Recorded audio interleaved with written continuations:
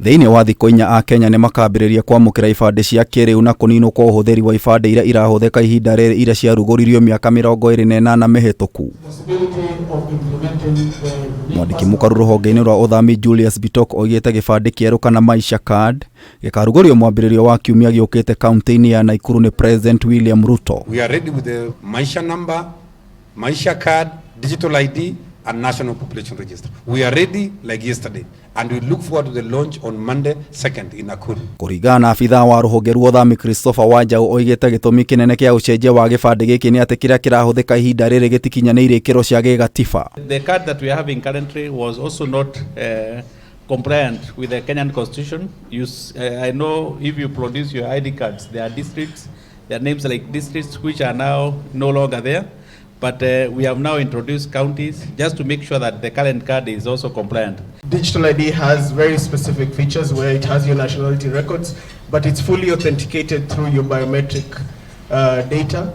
It also can contain specific records that you usually keep in physical form. So for instance, your birth certificate, your driver's license, even a replica of your passport can also be held through that same ecosystem. Hĩndĩ ya gĩikaro gĩkĩ rũhonge rũrũ nĩ rũrugũririe ũthiũ wa gĩbandĩ kĩerũ BITOK akĩhinyĩrĩria bata wa Akenya gũkĩiyũkia. You have the option of going with a Mercedes Benz and another option of going with a Probox.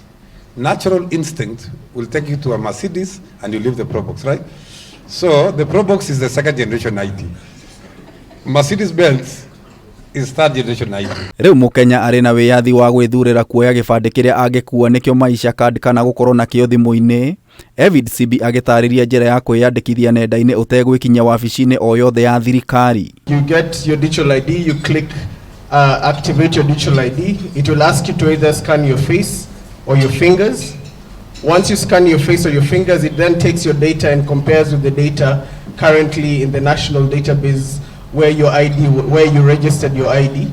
It compares all your fingerprints and compares the biometric information that it collects from your face.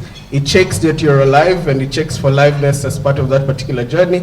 And then in these 3 easy steps, you then get issued with the digital ID. Mwene wake BITOK oigĩte thirikari ĩkoretwo ĩkĩgeria gũcenjia gĩbandĩ maita mana no itanya rĩao rĩkagũtha ihiga. Our lawyers will argue the case in court and be able to get justice for the people of Kenya. We are doing our best, but we respect whatever decision the courts will say about this matter.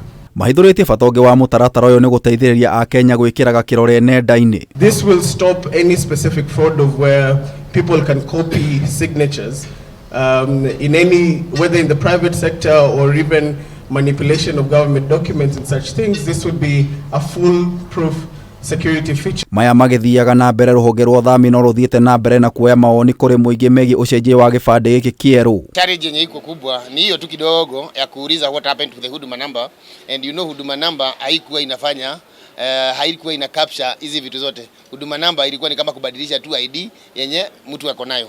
Saa hii tunaanzia kutoka birth. Wallet yangu mimi niko na driver's license iko pale, iko na ID pale. It's time we synchronize all these documents. So nchi zote zimefanya hivyo. It's time we do it. Tuna support. Tuna hope that hatutaenda the huduma way.